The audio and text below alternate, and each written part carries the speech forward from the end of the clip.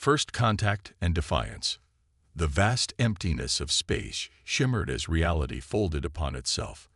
A massive vessel, its hull resembling polished obsidian carved with glowing cyan runes, tore through the fabric of space-time. The Vicarian flagship Sovereign Dominion emerged at the edge of Sol system. 13 smaller warships following in its wake like predatory fish trailing a leviathan. On the command bridge, High Commander Zex Kalor stood with his 4 arms clasped behind his back, all 6 of his amber eyes fixed on the main view screen. His scaled skin reflected the ambient light as he inhaled deeply through gill-like structures on his neck. "Status report," he demanded, voice resonating with the harmonic overtones typical of his species. Sub-Commander Nev Talon approached, her posture deferential. "All ships have successfully transitioned, High Commander." Preliminary scans confirm this is indeed System 4872, as catalogued by our advanced scouts. The third planet matches our resource projections: abundant water, minerals, and biological diversity. Zex Kalor's lipless mouth curved into what passed for a smile among Vicarians. "Excellent. How many conquest cycles does this make, Sub-Commander?" "This will be our 87th successful integration, High Commander." The Intelligence Division reports the dominant species calls themselves humans. They possess rudimentary spaceflight capabilities, but nothing that could challenge even our smallest corvette. The High Commander chittered softly, a sound of amusement. "Begin standard conquest protocol. Deploy stealth observers to their military installations. I want comprehensive tactical data before we announce our presence." At NASA's Deep Space Monitoring Station in Nevada, Dr. Samira Patel stared at her display in disbelief. A gravitational wave detector had registered a massive disturbance at the edge of the solar system, followed by the sudden appearance of 14 unknown objects. "This can't be right," she whispered, fingers flying across her keyboard as she ran diagnostics. The system checked out perfectly. Her colleague, Dr. James Wilson, leaned over her shoulder. "What have you got?" "Something just appeared near Neptune's orbit. 14 objects, massive energy signatures unlike anything in our database." She pointed to the velocity calculations. "They're decelerating and changing course. James, they're heading towards Earth." Within hours, the anomaly had been confirmed by observatories worldwide. Emergency meetings convened across the globe as governments grappled with the implications. At the Pentagon, General Marcus Chung stood before the Joint Chiefs of Staff, his expression grim. "Ladies and gentlemen, all evidence suggests we are witnessing humanity's first contact with extraterrestrial intelligence, and they're coming straight for us. 300 feet beneath the lunar surface, in a facility that didn't exist on any official records, Captain Alina Reyes walked through the cavernous hangar bay, her footsteps echoing. Above her loomed the silhouette of humanity's greatest secret, the UES Prometheus.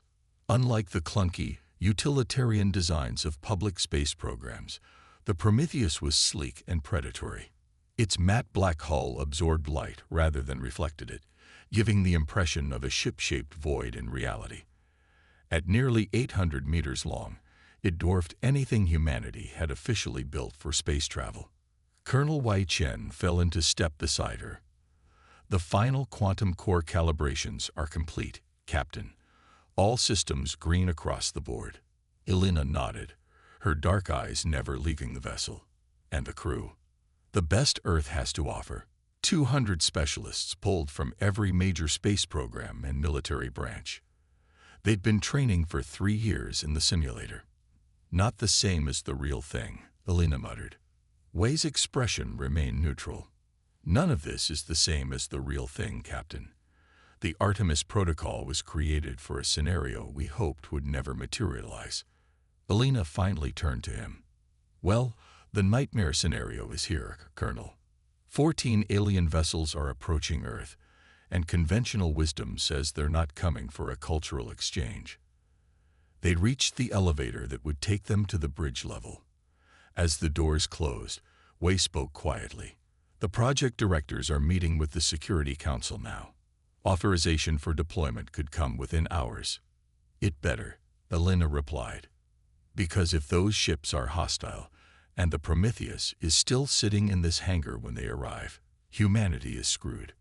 2 days later, the Vicarian fleet had moved past Mars and was decelerating toward Earth orbit. Their stealth observers had mapped Earth's defense systems, military bases, and orbital infrastructure. High Commander Zex Kilor reviewed the tactical assessment with satisfaction. As expected, primitive kinetic weapons, rudimentary nuclear capabilities, and a handful of orbital platforms they call satellites. Nothing that poses a threat to our shields. There is one anomaly, High Commander Nev Talon noted, bringing up a holographic display of the far side of Earth's moon. We're detecting unusual energy signatures from this region. The readings are inconsistent with their observed technology level. Zex Kilor studied the data. A research facility, perhaps. No matter, once we've neutralized their orbital defenses, we'll investigate. Begin the first phase of conquest. Target their military satellites and communication arrays. Across Earth, panic erupted as satellite communications suddenly failed. Military installations worldwide reported unknown objects in orbit, moving with impossible speed and precision. In the White House Situation Room, grim-faced officials watched as radar contacts disappeared one by one. The President of the United States stood resolute. Initiate the Artemis Protocol. Get the Prometheus launched now. On the lunar facility, alarms blared as personnel rushed to battle stations. Elena strode onto the bridge of the Prometheus, Way one step behind her. The crew sat at their stations, faces tense but determined. Status report, Elena commanded, taking her place in the captain's chair. Lieutenant Commander Rashid, at Tactical, replied immediately. Alien vessels have engaged Earth's defense satellites. They're systematically eliminating our orbital infrastructure. Weapons systems. Quantum particle cannons charged and ready. Graviton shield generators at full capacity. Elena's gaze swept across the bridge. These men and women represented the pinnacle of human capability, drawn from nations across the globe. For 15 years, the world's governments had secretly pooled resources, knowing this day might come. Communications, open a channel to mission control. The main view screen flickered to life, showing the underground command center on Earth. General Chung nodded gravely. Captain Rice, you are authorized to deploy. The Prometheus is humanity's sword and shield now. Elena straightened in her chair. Understood, General. We won't let Earth fall. The transmission ended, and Elena turned to her helm officer. Lieutenant Park, initiate launch sequence. The massive hangar doors above the ship began to part, revealing the star-filled void of space. The Prometheus's engines hummed to life, a deep resonant sound that seemed to vibrate through reality itself. Anti-gravity generators online, reported Commander Okafor at Engineering. Quantum drive standing by for post-atmospheric engagement. Elena gripped the arms of her chair. Take us up, Lieutenant. Combat speed. The Prometheus rose from its lunar cradle, accelerating with a grace that belied its massive size. As it cleared the facility, the ship's propulsion systems shifted configuration, and it surged forward, closing the distance to Earth orbit in minutes rather than hours. On the Vicarian flagship, alarms suddenly blared. High Commander, Nev Talon called out, her usual composure fractured. We're detecting a massive energy signature launching from the moon. The view screen shifted to show a dark, angular vessel rising from the lunar surface. Zex Kilor's eyes widened in shock. Impossible. Their technology isn't capable of. It's accelerating toward our position, the tactical officer interrupted. Energy readings suggest weapons capabilities beyond anticipated parameters. For the first time in his long military career, Zex Kilor felt a flicker of uncertainty. Recall our strike crafts. All vessels form defensive formation Theta. Prepare for combat engagement. As the Prometheus approached Earth orbit, the crew got their first visual of the alien armada. The Vicarian vessels were restructuring their formation, clearly responding to the unexpected appearance of the human warship. "They're scanning us," Rashid reported. "Attempting to penetrate our systems. Countermeasures active," replied Lieutenant Cho from Operations. "Their probes can't get through our quantum encryption." Elena leaned forward. "Open a channel, all frequencies. Let's introduce ourselves." The communications officer worked her console. "Channel open, Captain." Elena's voice was steady and clear. "Attention, unidentified vessels. This is Captain Elena Reyes of the United Earth ship Prometheus. You have entered sovereign Earth space and attacked our installations without provocation. Power down your weapon systems and withdraw immediately, or we will respond with appropriate force." The view screen flickered, revealing the alien bridge. The sight of High Commander Zex Color, with his inhuman features and multiple limbs, sent a ripple of tension through the Prometheus's bridge. "I am High Commander Zex Calor of the Vicarian Empire," the alien replied, his translator rendering his harmonic speech into stilted English.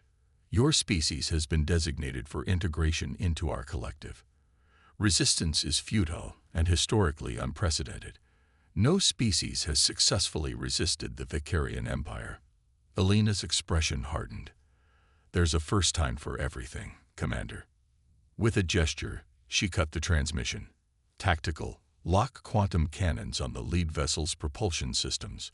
Let's show them what humanity is capable of." "Weapons locked, Captain." Elena took a deep breath. The moment humanity had prepared for over 15 years had arrived. "Fire."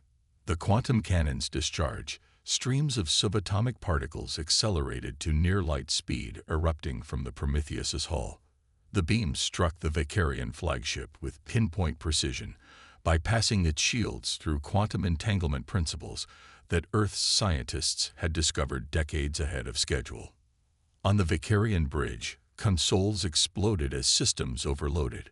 Zex Calor was thrown from his command platform, landing heavily on the deck. "Damage report," he demanded, struggling to his feet. "Aft propulsion disabled," came the stunned reply. They penetrated our shields as if they weren't there." For the first time in generations of conquest, a Vicarian commander faced a species with technology that could challenge their own. As Zex Calor stared at the sleek human warship maneuvering to engage his fleet, a disturbing realization dawned. The conquest of Earth would not be the simple operation they had anticipated. It would be a fight for survival. Turning the tide. Chaos erupted across the Vicarian fleet as commanders struggled to comprehend what had just happened. The flagship Sovereign Dominion drifted, its main propulsion systems offline from the precise strike of the human vessel.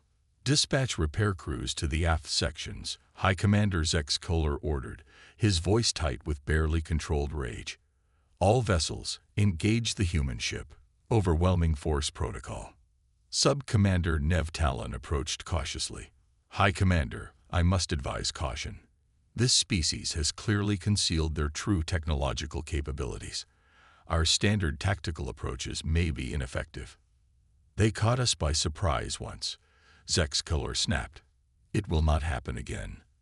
Their vessel, while impressive, is outnumbered 13-1. Begin the attack. The Vicarian warships moved into attack formation, energy weapons charging as they converged on the Prometheus. On the human warship's bridge, tactical displays highlighted the approaching enemy vessels. "Multiple weapons signatures powering up," Rashid reported. "They're coordinating a concentrated assault." Elena nodded calmly. "Just as we anticipated. Deploy countermeasures. Activate defense network." Lieutenant Zhao's fingers flew across her console, transmitting activation codes now. Across Earth orbit and the lunar surface, previously dormant systems suddenly came online. Hundreds of small satellites, disguised as space debris or outdated equipment, revealed their true nature. Solar panels unfurled, weapon ports opened, and propulsion systems ignited. "Defense network active, Captain," Zhao confirmed. "All units responding." The Vicarian fleet, focused on the Prometheus, failed to immediately notice the swarm of smaller craft activating around them. By the time their sensors registered the new threats, it was too late. The defense network, comprising autonomous drones, weapon platforms, and electronic warfare satellites, engaged the alien vessels from multiple vectors. Quantum-encrypted communications prevented the Vicarians from jamming or hijacking the swarm. "What is happening?" Zexcalor demanded as alerts blared across his bridge. "Where are these attacks coming from?" "Multiple small craft," his tactical officer responded, voice strained. "They were dormant until now. Our sensors registered them as debris or primitive satellites." On the Prometheus, Elena watched the battle unfold with grim satisfaction. "Phase 2, Commander We. Let's show them what else we've been hiding." We nodded and spoke into his comm unit. "Luna Base, this is Prometheus Actual. Deploy Valkyrie Squadron." From the lunar facility, 12 sleek fighters launched in perfect formation. Unlike the bulky Prometheus, these craft were built for speed and maneuverability. Each was piloted by an elite pilot mirrorly linked to their craft, enabling reaction times no organic being could achieve unaugmented. "Valkyries deployed and engaging," Y confirmed. The bridge crew watched as the fighters tore into the Vicarian formation, executing maneuvers that would have killed an unaugmented human pilot. Their quantum-tipped missiles bypassed alien shields just as the Prometheus's cannons had done. Elena turned to Rashid. "Target the nearest destroyer. All weapons." The Prometheus surged forward, its full arsenal unleashed upon one of the Vicarian vessels. Quantum cannons, graviton missiles, and particle beams converged simultaneously. The alien ship's shields flared brilliantly before collapsing completely.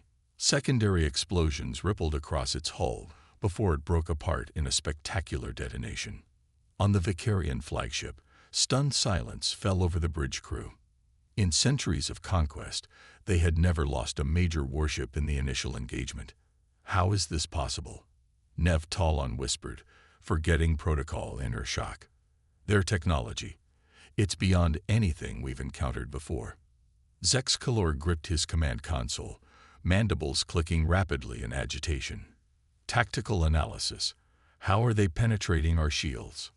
The science officer worked frantically at his station. "Preliminary data suggests they're using some form of quantum entanglement to bypass our shield frequencies. They're not overpowering our defenses. They're circumventing them entirely." Another alarm sounded as a second Vicarian vessel succumbed to the combined assault of the Valkyrie fighters and defense network. "High Commander," Nev Talon said urgently, "we must withdraw and reassess. This species has developed technologies specifically designed to counter our systems." Zexcalor's pride warred with his tactical training. The Vicarian Empire does not retreat from primitives. "With respect, High Commander, these are not primitives," Nev Talon countered. "They have deceived us. Everything in our intelligence was wrong." As the battle raged around Earth orbit, Elena convened a quick tactical meeting on the Prometheus's bridge. "They're adapting," we noted, reviewing the battle data. "Their shields are beginning to modulate in response to our quantum weapons. Effectiveness is already down by 20%. Elena studied the holographic display of the battlefield. "We anticipated this. They're a technologically advanced species. They were always going to adapt. We need to press our advantage while we still have one." She turned to Lieutenant Zhao. "Is the infiltration package ready?" Zhao nodded. "Yes, Captain. Lieutenant Commander Petrov and his team are standing by in Shuttle Bay 2. "Good. Tactical, target their flagship again. I want their attention focused on us while the infiltration team deploys." Rashid nodded, programming the targeting solutions. Elena addressed the bridge crew. "Listen up, people. We've surprised them. We've bloodied them. But this fight is far from over. The Vicarians have conquered 86 worlds before us. They didn't do that by giving up at the first sign of resistance. Phase 3 begins now." In the Prometheus's shuttle bay, Lieutenant Commander Alexei Petrov and his 5-person team completed final equipment checks. Each wore a sleek exosuit designed for both space operations and close-quarters combat. "Comms check," Petrov ordered, his Russian accent barely noticeable after years of international service. His team responded in sequence, confirming their systems were operational. "Remember the mission," Petrov said. "We infiltrate the Vicarian flagship, deploy the quantum virus to their central systems, and extract. The virus will transmit their tactical database back to Earth before corrupting their computer systems." The team boarded their craft, a small, angular shuttle with experimental stealth technology that bent light and other electromagnetic radiation around its hull. "Infiltrator 1 to bridge," Petrov reported. "Ready for deployment." "Acknowledged, Infiltrator 1." Elena's voice came through clearly. "We'll create your opening. Godspeed." The shuttle bay depressurized, and the external doors opened to the void of space. Beyond, the battle between human and Vicarian forces illuminated Earth orbit like a deadly light show. "Launch in 3, 2, 1. Mark," the flight controller announced. The infiltration shuttle shot from the Prometheus, immediately activating its stealth systems and becoming virtually invisible to both visual observation and electronic detection. The Prometheus surged toward the Vicarian flagship, all weapons firing in a spectacular display of force. The alien vessel responded with furious energy barrages that splashed against the human ship's graviton shields. "Shields at 70%, reported Commander Okafor. "Holding steady. Keep pressing them," Elena ordered. "Make them focus everything on us."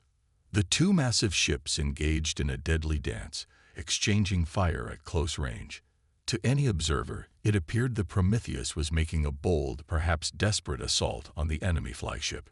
Meanwhile, undetected, the infiltration shuttle approached the Vicarian vessel from below.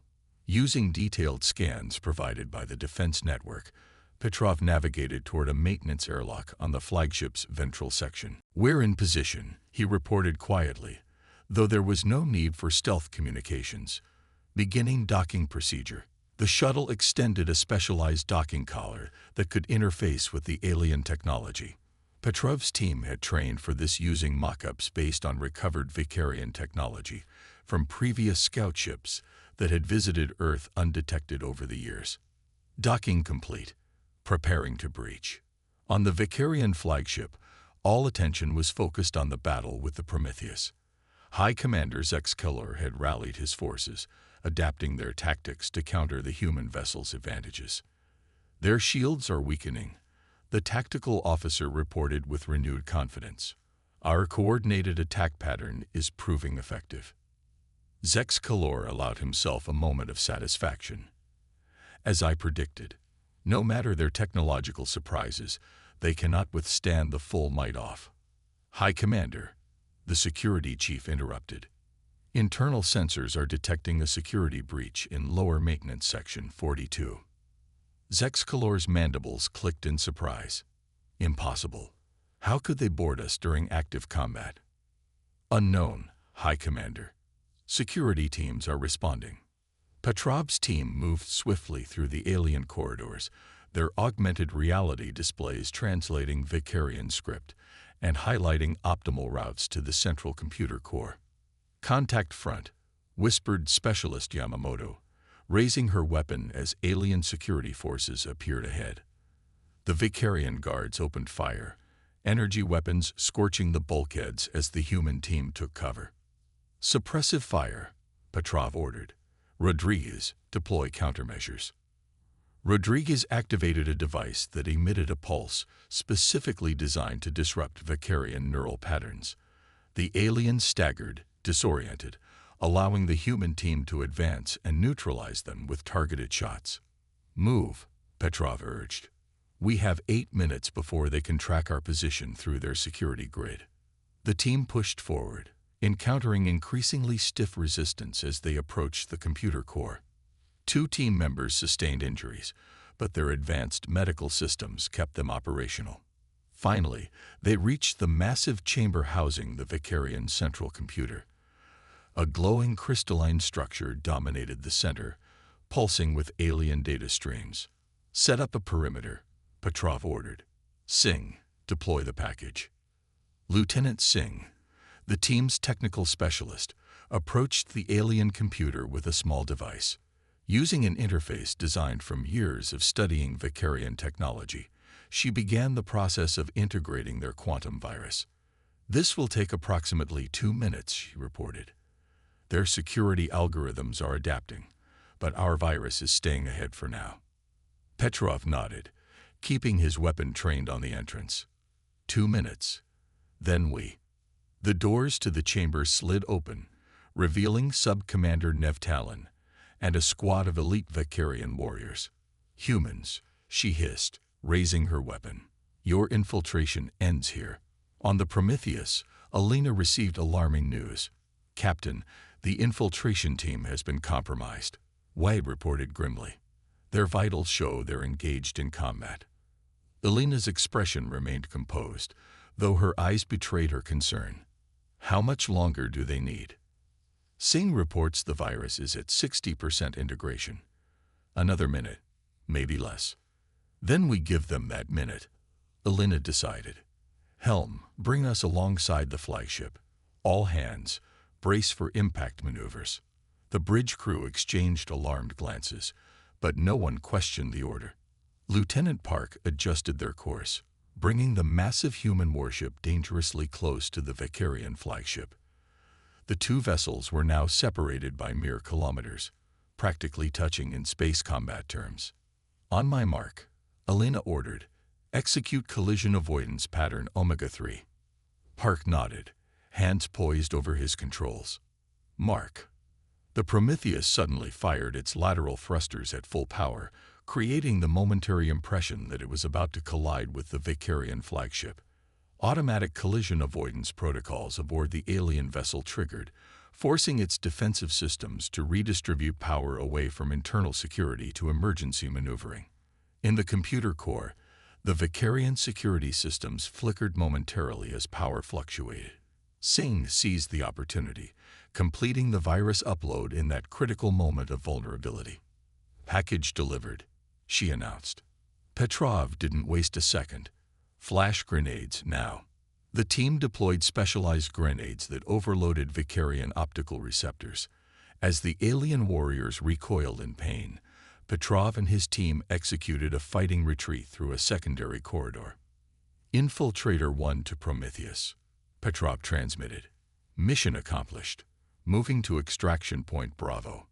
Primary extraction route compromised. Alina immediately redirected their efforts. Valkyrie Squadron, provide cover for extraction point Bravo. Defense Network, concentrate fire on the flagship's starboard weapon arrays. The coordinated assault created a momentary safe corridor for the infiltration team to reach their shuttle. Despite heavy fire from recovering Vicarian forces, all 6 team members managed to board their craft and disengage from the alien vessel. Infiltrator 1 is away, Wei confirmed. Tracking their approach. They've sustained damage, but are still flight-capable. Alina allowed herself a brief smile. Bring them home, Lieutenant Park. Tactical, prepare to fall back to defensive position Alpha. The virus needs time to work. On the Vicarian flagship, alarms blared as systems began to malfunction. Displays flickered with unfamiliar symbols as the human virus spread through their network. What is happening? Zex Kalor demanded. The science officer worked frantically at his station. Some form of cyber attack. It's transmitting our tactical database off-ship while simultaneously corrupting our systems. Block the transmission. Contain the corruption. I'm trying, High Commander, but this code, it's adapting faster than our countermeasures. Nev Telon, who had returned to the bridge with a wound from the human encounter, approached her commander. Our fleet communications are compromised. 3 of our vessels are reporting total systems failures. Zex Kalor stared at the main view screen, where the Prometheus was now pulling back to a defensive position around Earth. For the first time in his career, he faced not just the possibility of defeat, but utter humiliation. All vessels, he finally ordered, his voice hollow, disengage from combat. Emergency jump to fallback coordinates. Nev Talon's eyes widened. High Commander, are you ordering a retreat? Zexcalor turned to her, his expression grim. No, Sub-Commander. I am ordering survival. We were deceived about this species.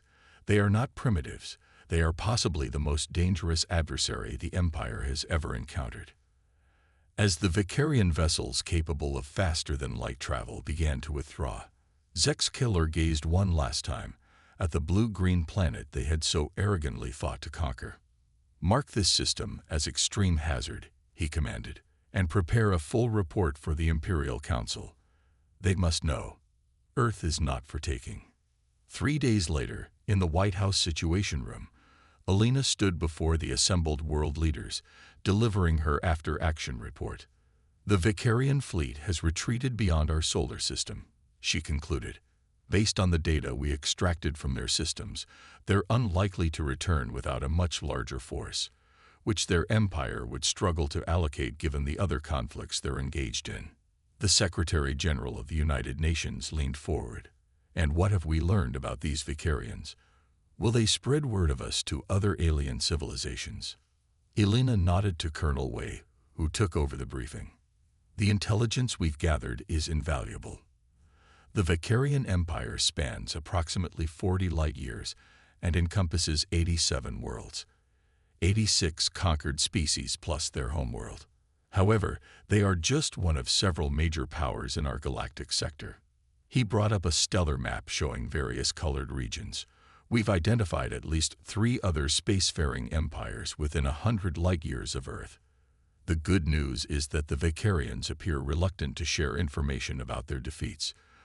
Their culture places extreme emphasis on victory and conquest. Admitting they were repelled by a primitive world would cause significant loss of status. The President of the United States studied the map thoughtfully. So we've bought ourselves time, but potentially opened a door to a much larger universe. Yes, Madam President, Alina confirmed. The Prometheus was built to defend Earth. It performed that mission admirably. But now we need to consider our next steps carefully. The Russian president spoke up. The data from the Vicarian ships, their faster-than-light technology, their weapon systems, can we adapt these to our own use? We nodded. Our scientists are already working on it. The quantum virus didn't just steal their tactical data, it provided us with a comprehensive technical database.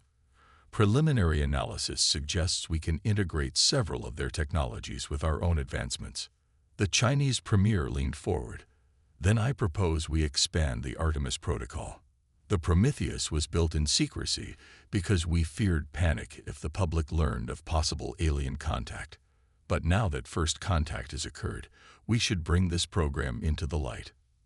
Murmurs of agreement spread around the table. The president rose to her feet. Captain Rice, you and your crew have performed an invaluable service to humanity. The Prometheus was built to be our last line of defense. Now it will become the first of a new fleet, a symbol not just of humanity's resilience, but our emergence onto the galactic stage. Elena stood at attention. The crew of the Prometheus stands ready to serve, Madam President. As the meeting concluded, Elena found herself standing beside Colonel Wei. At a window overlooking Washington, D.C. in the distance, crowds had gathered around the National Mall, where public screens displayed sanitized footage of the space battle, humanity's first victory among the stars. What do you think they'll do when they realize what's out there? Wei asked quietly. All those alien civilizations, some friendly, some hostile. Elena watched the crowds, seeing not fear but excitement and wonder on the upturned faces. I think they'll do what humans have always done when faced with the unknown, she replied. Adapt. Innovate. Explore. She turned to him with a slight smile. And if necessary, fight like hell. In orbit above them, the Prometheus continued its vigilant patrol, its quantum sensors extended toward the stars. Humanity had announced its presence to the galaxy in the most emphatic way possible, not as easy prey, but as equals to be respected or, if necessary, feared. The age of Earth's isolation was over. The era of humanity among the stars had begun.